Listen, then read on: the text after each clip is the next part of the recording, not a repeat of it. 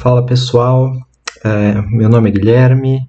Hoje eu vou apresentar aqui um vídeo sobre algumas questões relacionadas ao poder, formas de manifestação do poder, na verdade. E vou trabalhar com alguns autores que questionam a relação do poder que se exerce numa sociedade, num grupo de indivíduos, e a força bruta, a repressão. Porque quando a gente pensa em poder, em geral a gente pensa num poder opressor, num poder que se impõe sobretudo pela força.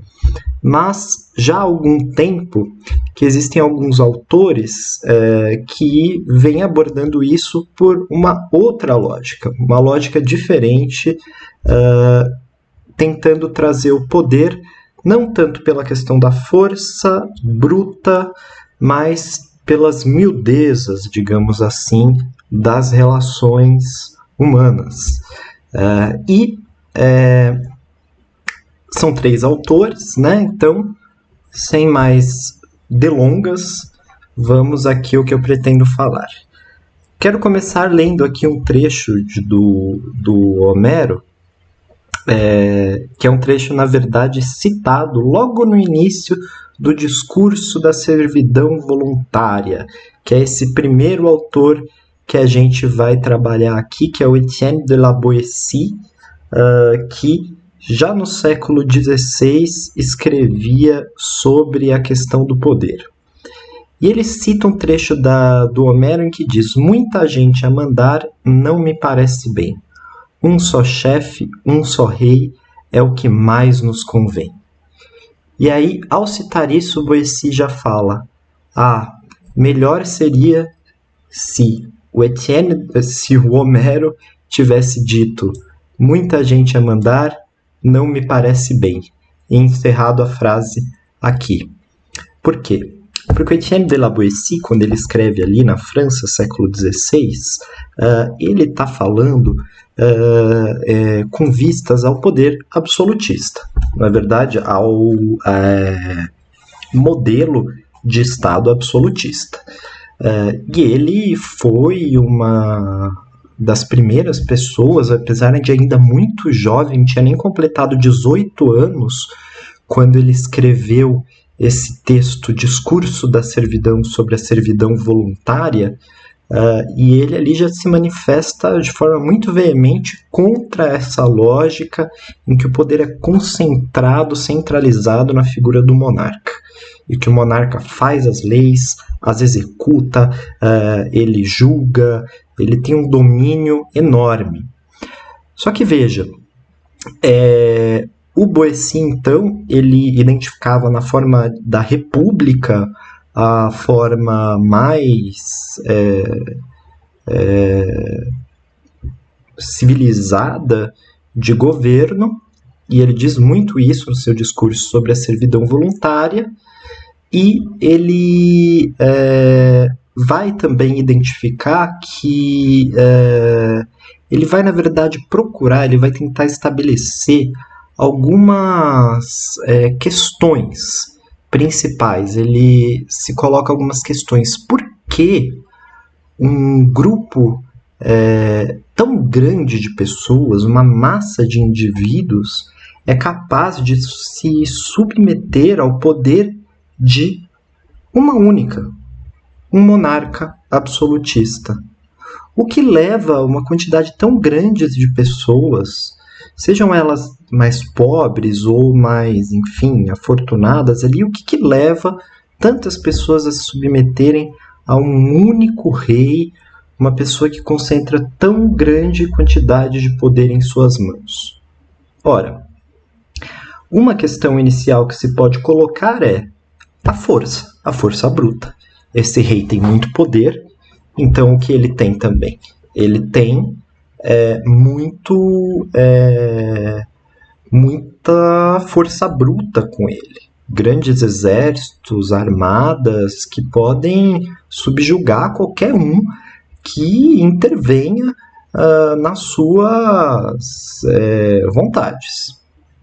Pois bem, para o Etienne de la Boétie, e aqui eu já vou entrando então mais nessa discussão sobre esse livro, o discurso sobre a servidão voluntária, como eu disse, um livro do século XVI. O livro sequer foi publicado pelo Etienne de la Boétie, ele foi publicado pelo Montaigne, também um pensador ali do mesmo século. E, como eu disse, é um livro de juventude, é um livro que trata as coisas de uma maneira muito apaixonada, citações que mostram uma certa grandiloquência, mas é um livro, um manifesto que tem o seu valor, por algumas questões. A primeira delas, vejam só, o Boétie, ele vai... Nossa, deixa eu tirar essa barrinha aqui, gente, é muito amador o negócio, tem até a barrinha aqui mostrando o tempo aqui que eu tô gravando o negócio. Que amadorismo. Enfim, Boétie, Etienne de la Boétie, ele vai tratando ali nesse seu manifesto sobre vários reinos absolutos, né? Assírios, egípcios, coisas assim. Ele vai identificando alguns mecanismos de manifestação do poder que não são só pela força bruta. E um deles que ele identifica é a própria questão da mitologia que se cria em torno da figura do líder. Ele diz, por exemplo, citando aqui, né? Os reis assírios, depois deles os medos, medos, só apareciam em público o mais tarde possível ao anoitecer, para a populaça julgar que eles tinham algo de sobre-humano. Assim, iludindo as gentes propensas ao devaneio e amigas de imaginar aquilo que não vem claramente visto. Meu Deus, é isso. Ou seja, ele aborda de que muitos monarcas, desde a antiguidade, eles tentavam criar para si essa figura mitológica para dar vazão justamente a esse domínio absoluto deles, justificando através de uma força divina que se manifestava pelo rei. Mas veja, logo em seguida, no seu discurso sobre a servidão voluntária, o Boétie ele vai falar isso aqui, ó. Era o próprio povo que forjava as mentiras em que posteriormente acreditava. Muitos assim o escreveram, e pelo modo como fizeram, é patente que se limitaram a reunir o que ouviam dizer nas cidades entre o povo miúdo. Então vejam, ele fala aqui da questão do povo como populaça, como esse povo que queria essas coisas, dá a impressão quando você se fala, poxa, o Boétie ele tinha uma visão assim do povo como uma massa de manobra sem nenhuma capacidade crítica. Mas na verdade, quando a gente pensa que ele está escrevendo ali no século XVI, e ele está considerando que o povo em si, não apenas o que vem, não apenas obedece o que vem de cima, mas cria suas próprias narrativas ali, e que essas narrativas elas partem do próprio povo, esse povo miúdo. O que ele está dizendo é que, na verdade, ele está dando valor ali para a opinião pública. Ele está reconhecendo que existe uma opinião pública e que essa opinião das massas ela é capaz de gerar, movimentos e crenças entre eles próprios, e que não são necessariamente movimentos e crenças que partiram do topo. Então vejam, uma importância aqui que ele dá ao povo, na verdade, apesar dele se referir ao povo esses termos, que ele está falando é que o povo tem sim a sua capacidade de interferir nos rumos de um país, de criar suas narrativas, coisas assim.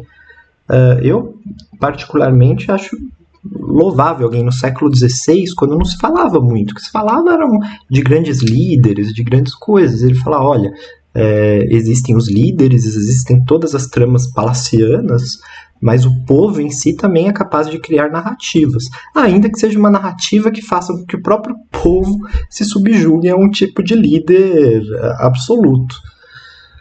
Outra coisa que ele diz, Boétie, muito inovador para a época, claro, é que não são as hordas de soldados a cavalo, não são as companhias de soldados, peões, não são as armas que defendem um tirano. Vejam, é isso que ele está falando. O que defende o tirano, no fim das contas, não é um exército que está sobre ele. Porque por maior que seja esse exército também será constituído por pessoas do povo, e se esse exército um dia se manifestasse contrariamente ao soberano, não haveria nada que o soberano pudesse fazer. Assim como se a grande massa da sociedade se manifestasse contra o rei e mesmo contra os seus defensores, não haveria como um monarca se manter no poder nessas condições. Mas o que ele diz? Que existe um mecanismo, e ele tenta explicar como que é esse mecanismo. Já que não é por esse poder, pela força bruta, o que ele diz é o seguinte, que existe uma espécie de poder que vai se espalhando pela sociedade e vai criando, vejam, não foi ele que disse isso, eu vou tratar logo mais a partir do Foucault, mas é que vai criando na sociedade micropoderes, e esses micropoderes ajudam a estabelecer uma lógica de hierarquia, que não é só a hierarquia do rei em relação ao povo miúdo, mas é uma hierarquia que vai se incrustando na sociedade, mecanismos hierárquicos que vão até esse povo, essas massas, às vezes, menos favorecidas. Então vejam, o que ele diz é o seguinte, né, que parece à primeira vista incrível, mas é a verdade. São sempre 4 ou 5 os que estão no segredo do tirano. São esses 4 ou 5 que sujeitam o povo à servidão. Mas logo em seguida ele diz: essa meia dúzia, essa patota que está ali do lado do tirano e que é o puxa-saco do tirano e que faz com que o Estado soberano se mantenha de pé, na verdade essa pequena patota, ela tem a seu serviço, diz ele aqui, ó, essa meia dúzia tem a seu serviço mais 600, ou seja, tem mais 600 assessores, empregados ali, burocratas, que também estão ajudando a sustentar isso, que procedem com eles como eles procedem com o tirano. Abaixo destes 600, há 6.000 devidamente ensinados. E ele ainda diz o seguinte, e abaixo de todos estes vem outros. Ou seja, o que ele está dizendo aqui, existe uma hierarquia ele até reconhece que é uma hierarquia que tem o seu início ali nos palácios, né? Mas é que essa hierarquia ela vai se emprenhando tão fortemente na sociedade, através, primeiramente, de burocratas, e aí os assessores dos democratas, e essa coisa, que quando a gente vai ver, o tirano ele não precisa usar força bruta para manter o status quo. O status quo das relações hierárquicas e de sujeição, esses micropoderes, eles já estão entranhados na sociedade, e aí fica muito mais difícil fazer com que haja algum tipo de revolta contra esse poder absoluto. Então veja, esse é o Etienne de la Boétie, lá em 1500 e pouco, escrevendo sobre isso, e a gente chega depois, o celular está aqui fazendo altos barulhinhos, né? Tudo muito aqui profissional mesmo. E agora eu vou fazer uma ponte, nossa, uma ponte assim muito grande mesmo, histórica, hein, gente? Aquela ponte formidável, assim, uma ponte de um cara lá do século XVI para Michel Foucault. Olha só, 1978 aqui. Eu vou falar agora realmente de uma microfísica do poder em termos não anacrônicos, né, de um autor que abordou especificamente sobre isso. Esse livro aqui do Foucault, também francês, né, para traçar uma relação entre essas teorias contemporâneas sobre o poder, as formas de manifestação do poder, e esse discurso sobre a servidão voluntária do Boétie. Vejam, A Microfísica do Poder é de 78. Esse livro ele é um conjunto de ensaios, aulas e entrevistas. É um volume ali compilado posteriormente, não é um livro de cabo a rabo ali escrito com Foucault. Mas nesse livro ele fala muito sobre a questão do poder em suas várias manifestações ali. O poder que se exerce sobre o corpo, os saberes modernos, como a medicina, a psiquiatria, a criminologia, que são saberes, né, dos séculos 19, 20 ali, né, uma certa medicina, né, e isso como prática de poder também. E a grande inflexão epistemológica Foucaultiana, ou seja, a grande diferença no modo de pensar, de construir o conhecimento do Foucault a respeito do poder, é uma transferência de paradigma.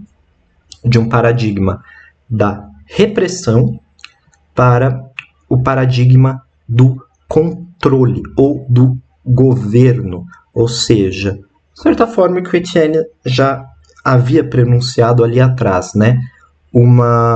Ele sai do paradigma de que o poder se manifesta por uma força violenta, repressora. Não. Para ele, o poder se manifesta de forma mais sutil. Também, né, esses autores não estão necessariamente excluindo que haja um poder repressor, pelo amor de Deus, gente. Mas eles estão analisando mais a fundo a questão do poder. E é por isso, então, que a gente trata com essa ideia do Foucault de uma microfísica do poder. Um poder que se manifesta em diversas formas na vida humana. Vejamos, eu trouxe aqui, por exemplo, a questão do corpo. Diz o Foucault sobre o corpo humano. Como o corpo é uma forma de que nós estejamos controlados. Como se exerce um poder sobre o nosso corpo, um controle. O Foucault diz nesse livro, ele diz, o corpo se tornou aquilo que está em jogo numa luta entre os filhos e os pais, entre a criança e as instâncias de controle. A revolta do corpo sexual é o contra-efeito desta ofensiva. Como é que o poder responde? Através de uma exploração econômica e talvez ideológica da erotização, desde os produtos para bronzear até os filmes pornográficos. Como resposta à revolta do corpo, encontramos um novo investimento que não tem mais a forma de controle e repressão, mas de controle e estimulação. Ou seja, fique nu, mostre seu corpo. O corpo ele pode ser erotizado, mas atente a certos padrões, certo? Fique nu, mas seja magro, bonito, bronzeado. Ou seja, não é um poder que se manifesta pela proibição. Olha, você não pode mostrar o seu corpo como nessa primeira foto aqui. É um poder que se manifesta pela estimulação. Mostre seu corpo. Porém, atenda a certos padrões. Certos padrões de controle do corpo. Então vejam, um poder que não se manifesta pela repressão, mas ao contrário, pela estimulação. Vejam também aqui essa questão que o Foucault traz a respeito do panoptismo. O panóptico, gente, ele é um projeto arquitetônico de controle de prisões, em que no centro das prisões, como vocês veem aqui, tem uma torre em que você precisa só de um vigia capaz de ver todos os outros, mas em torno dela estão aqui as celas e todos os detentos conseguem vigiar-se uns aos outros. Ou seja, existe uma espécie de grande irmão ali, né, vendo tudo, mas também todos estão vigiando a si mesmos, não é? Então ele transforma esse conceito arquitetônico numa categoria crítica para falar também das manifestações de poder e de micropoder na sociedade. Diz o Foucault, vocês veem que eu adoro ler aqui, eu gosto de ler direto o que o autor está dizendo, né? Porque afinal de contas é o que mais importa, né? Olha, com o panoptismo, eu viso a um conjunto de mecanismos que ligam os feixes de procedimentos de que se serve o poder. O panoptismo foi uma invenção tecnológica na ordem do poder, como a máquina a vapor o foi na ordem da produção. Esta invenção tem de particular o fato de ter sido utilizada em níveis inicialmente locais, escolas, casernas militares, hospitais. Fez-se nesses lugares a experimentação da vigilância integral. Diz ele ainda: o poder em seu exercício vai muito mais longe, passa por canais muito mais sutis, é muito mais ambíguo, porque cada um de nós é, no fundo, titular de um certo poder e, por isso, veicula o poder. E é isso. E esse poder de vigilância de uns sobre os outros, nós não somos submetidos a eles por uma força repressora. Não. Nós somos, muitas vezes, estimulados a participar desse grande jogo em que um assiste o outro e vigia o outro e sabe o que o outro está fazendo. Facebook, como se pode ver aqui a imagem de que seria esse panóptico contemporâneo. Facebook, ou o que nós, de livre e espontânea vontade, vamos lá e colocamos nas redes sociais, sobre as nossas vidas, sobre os nossos dramas, os nossos dados, que hoje em dia circulam pelo mundo e às vezes são vazados e existe um poder que se exerce sobre os nossos próprios dados, que podem direcionar propagandas, anúncios específicos para a gente, e muitas vezes a gente cede esses dados de livre e espontânea vontade. A gente vai lá, aceita, você quer fornecer seus dados aqui para você ter uma melhor experiência de navegação? Opa, melhor experiência de navegação? Fechou. Não é como se o governo chegasse assim, me passe os seus dados. Quero seus dados, CPF, RG, onde você mora, o que você faz, que comida você come. Não. A gente aceita fornecer os nossos dados para ter uma melhor experiência de navegação. Então veja, isso é questão do Foucault, né? Eu tenho sempre uma coisa que eu presto muito atenção sobre essa questão do panoptismo, de todo mundo vigiar todo mundo, que eu moro aqui em São Paulo, na capital, eu sempre peguei metrô minha vida inteira, eu sempre morei próximo ao metrô, né?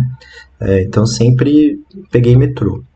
E de uns tempos para cá, eu diria uma década para cá, as latas de lixo do metrô, que antes era uma placa de metal cinza, elas começaram a se tornar latas de lixo transparentes, em que havia inclusive um saco de lixo transparente dentro de uma lata em acrílico transparente. Para quê? Para que todos possam ver o que você está jogando no lixo. Eu pergunto, que interesse alguém tem em ver o que outra pessoa está jogando ali no lixo do metrô? Uma batata Ruffles, ou às vezes uma garrafa? Por que isso? Mas é porque isso se insere dentro de uma lógica de vigilância total de uns sobre os outros. Se você jogar ali alguma coisa no lixo que eu possa desconfiar, qualquer pessoa, qualquer civil vai ver ali e falar, essa pessoa jogou no lixo aí, de repente, um canivete, sei lá, uma coisa assim, né? Uma forma de todos se vigiarem.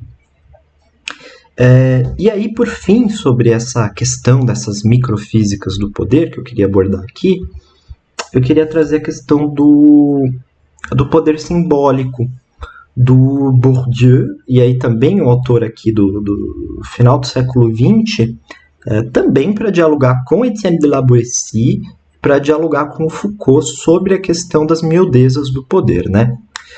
Esse livro, esse livro do Bourdieu, ele vai tratar aqui sobre como o poder se manifesta através de símbolos, de marcas de distinção, de espaços arquitetônicos, de vestimenta, como o poder ele também se manifesta, ou seja, por símbolos, não tanto por atos, por agressões, mas principalmente, pelo que ele está querendo abordar por esse livro, como o próprio nome já diz, símbolos. Vejam, trouxe aqui até 2 fotos, né, de como o poder se manifesta, por exemplo, pelo espaço arquitetônico. Na escola, os alunos ali posicionados em fila, o professor ali na frente, como figura de poder, e principalmente pelo que a gente vê no tribunal, né? Em que fica o juiz ali num tablado elevado, o promotor, né, que representa ali o Estado, ali junto no mesmo parquet que o juiz, tanto que até hoje no parquet seria um assoalho, um tablado ali, onde fica o juiz e o promotor, né, que representa o Estado. Tanto que até hoje no direito o Ministério Público é denominado pelo nome parquet, é aquele que está ali no mesmo local em que o juiz, né, para decidir o futuro de alguém. E o réu que fica ali no meio, né, fica ali no centro, abaixo deles, sendo julgado. Isso é uma forma de poder simbólico, de exercício já de um poder simbólico. Ainda mais se você pensar que a defesa do réu, ela também fica abaixo, né? Ela não fica no mesmo parquet, ela não fica no mesmo tablado. Então a própria defesa, ela está ali já sendo simbolicamente colocada em uma posição inferior. E aí o que o Bourdieu vai dizer sobre essa questão dos símbolos? Como sempre, eu trago uma citação, né? Os símbolos são os instrumentos por excelência da integração social, enquanto instrumentos de conhecimento e de comunicação. Eles tornam possível o consenso acerca do sentido do mundo social que contribui fundamentalmente para a reprodução da ordem social. Ora, é justamente isso que ele está falando, que eu acabei de mencionar. Os símbolos, eles são necessários para que se construam sentidos dentro de uma lógica social específica. Quando você quer construir um tipo de sentido em que existe uma figura de poder, por exemplo, como um juiz, um promotor e um procurador, você constrói, então, no próprio espaço arquitetônico em que essas pessoas vão estar situadas, uma distinção ali, que vai criar uma distinção de valores, que vai criar uma distinção social. O juiz aqui elevado, promotor ao lado dele, mas no mesmo tablado, o réu já distante, centralizado, abaixo deles, os advogados de defesa também abaixo deles. E assim, uma corte, então, ela reproduz ali, dentro desse espaço simbólico, lógicas de poder. Então, o que eu queria dizer com esse vídeo é justamente que o poder, e nenhum desses autores exatamente está falando, olha, o poder ele não se manifesta também pela força.